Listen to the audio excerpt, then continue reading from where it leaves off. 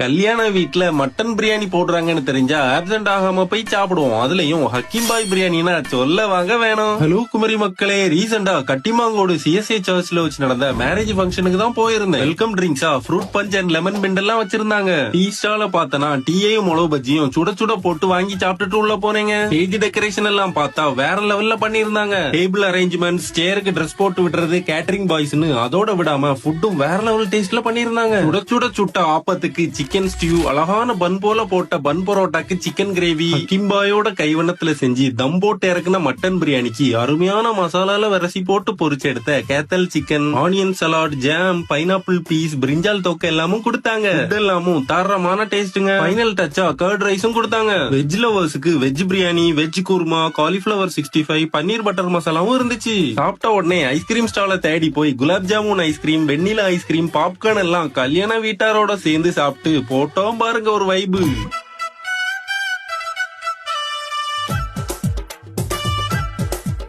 உங்க வீட்டு ஃபங்க்ஷனுக்கும் ஃபுட்ல இருந்து கம்ப்ளீட் ஈவெண்ட்டையும் ஜம்முன்னு ரெடி பண்ணணுமா? லூலு கேட்டர்ஸ் ஆன நம்ம ஹக்கீம் பாய் பிரியாணியை கான்டாக்ட் பண்ணுங்க. குதிரை வண்டி சர்வீஸும் பண்ணி கொடுக்குறாங்க. இரியா வெக்கமா இருக்கு. ஆஹா.